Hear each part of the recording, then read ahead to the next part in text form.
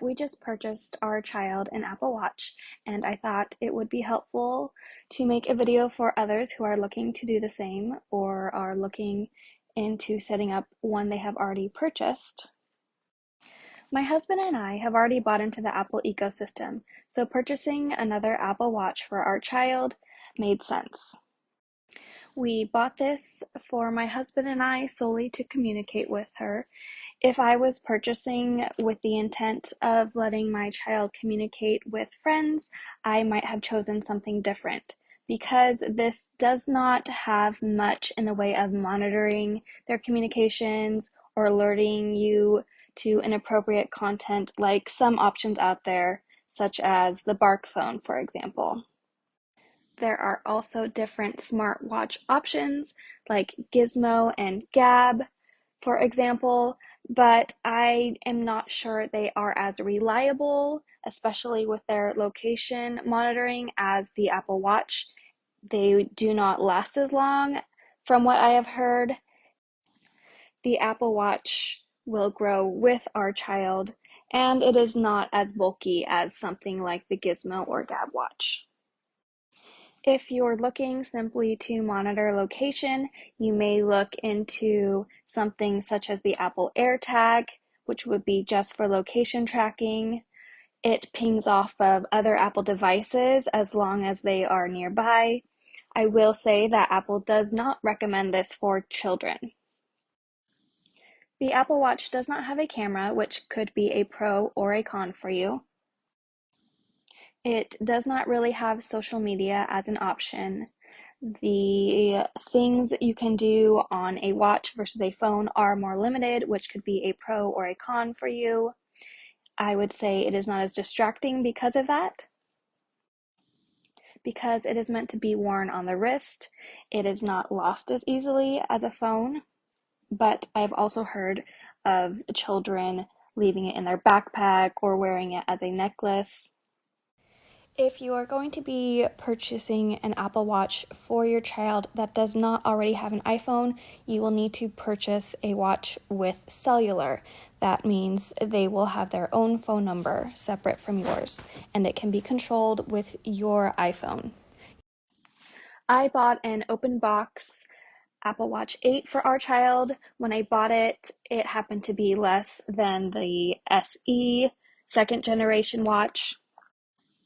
I wanted an 8 because I already have the 8 and 41 millimeters, and buying another 41 millimeter watch meant she could use the screen protectors that came in a pack that I already had, the bumpers, and the bands that I already had purchased for my own watch. The Apple Watch 8 also has a on-screen keyboard. However, my daughter doesn't really use that anyway. You can also scribble text and dictate with your voice to text. You could also look into buying a watch refurbished for more of a discount. If buying a used watch like this, I would check for scratches and also battery health, which can be found in the settings. The watch is mostly waterproof.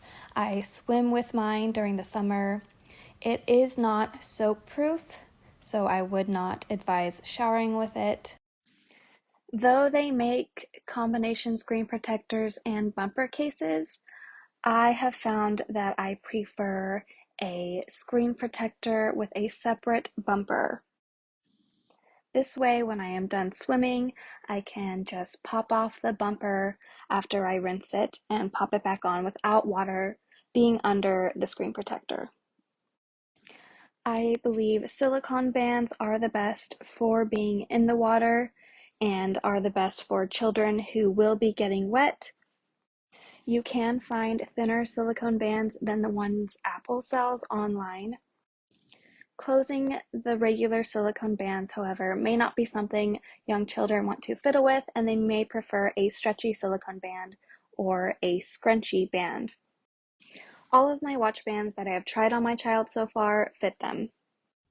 There are fun watch faces like this unicorn watch face, but my favorite is the modular watch face, and this is one I use on my own watch as well. I love that there are so many complications available to put on it, such as your contacts with their photo right on the watch. I love the Walkie Talkie app for quick and easy access to my family. You just push and hold the button. This does require you to set up FaceTime for your child, which you cannot do from the watch. However, if you sign out of your iPhone and sign in with their Apple ID, you can set it up from your iPhone. This is quite the process, however, but it is doable. Or even better, if you have a spare iPhone lying around, you could sign in with their Apple ID to that phone to pair their watch to. This phone does not have to be connected to a cell phone plan in order to set up FaceTime for the watch. You could also keep this phone to monitor their messaging. I have been able to limit most of the things I have wanted to on the watch.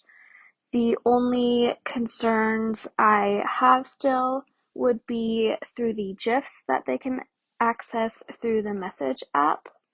I don't think there is anything too inappropriate on there. However, I have heard of kids finding things through there that parents would rather not. So that is something to be aware of.